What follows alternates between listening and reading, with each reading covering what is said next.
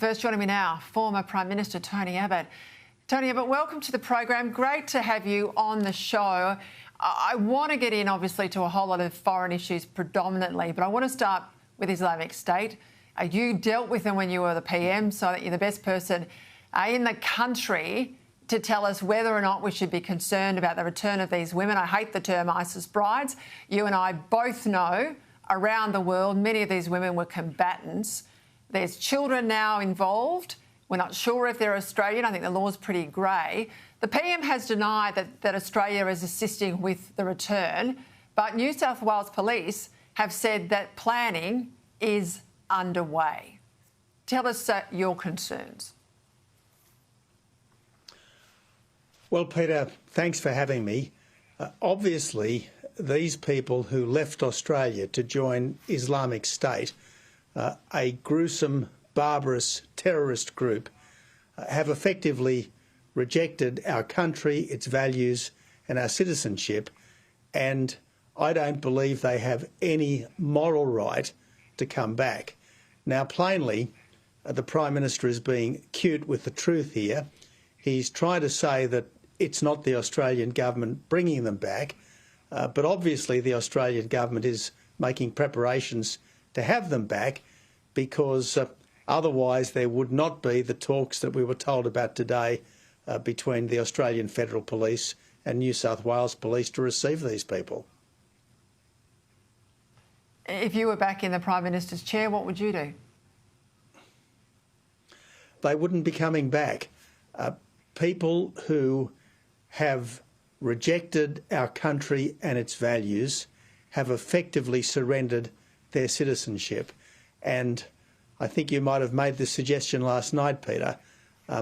If the opposition wants to do something constructive in this situation, it could well bring into Parliament private members' legislation to strip Australian citizenship and to strip the right of residency from anyone who leaves this country to join a declared terrorist organisation such as Islamic State.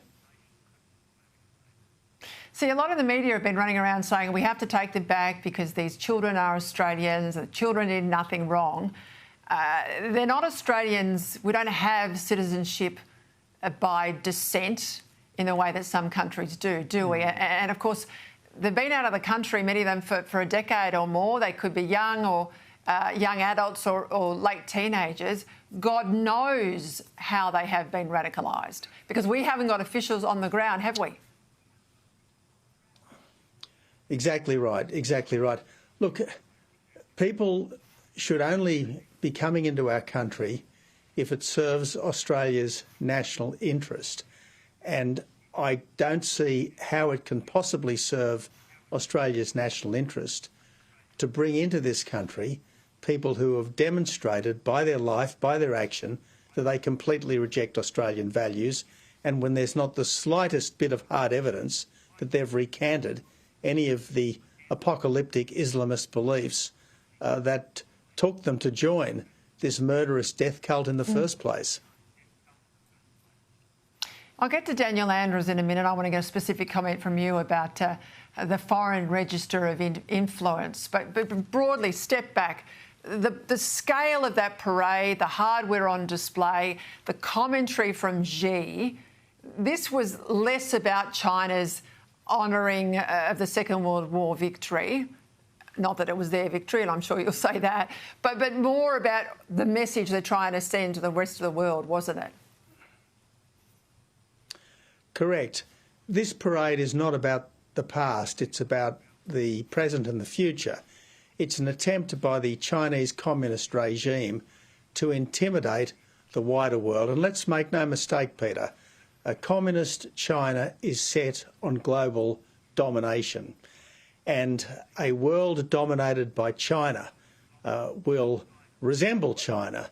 It'll be a much different and much harsher world than the world we've enjoyed for the last 70 years, which has been dominated by the United States. Now, whatever the United States' faults, it's a free and democratic society, and that's why under the long Pax Americana, the whole world has got better.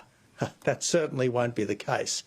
if we ever have a Chinese-dominated world. I had a look at the Register of Foreign Interests. I know that you're on it when you were doing free work for the UK government on trade. I was surprised to see Daniel Andrews, who reportedly is making millions out of the China relationship. He's not on the register. Does that strike you as bizarre? Well, I really wonder what's the point of this register if it doesn't capture people of significance and influence who are effectively working for our challengers and competitors. And if Australia does have a strategic competitor right now, the biggest and the most serious is undeniably the People's Republic of China. John Howard has issued a joint statement with former Foreign Minister Alexander Downer, accusing Labor of betraying international law, pushing for a Palestinian state to be recognised at the UN in the next few weeks. I mean, give me your take on that, Tony. Well, plainly, John Howard and Alexander Downer would only have issued this statement if they thought the situation was very serious. Equally plainly, under the current government, Australia is quite drastically changing the position that we have historically had under both coalition and Labor governments. It was Bob Hawke, after all, who said if the bell tolls for Israel, it doesn't just toll for Israel, it tolls for all mankind. It was Bob Hawke who was a very staunch supporter of the US alliance. Under the current Labor government, we're essentially adopting a position of neutrality between China and the United States, or that's certainly how it looks right now. And we're certainly tilting very much towards Palestine and against the only liberal democracy in the Middle East. I think people need to be aware of just how much our global stance is changing, and changing, I think, for the worse under this current government.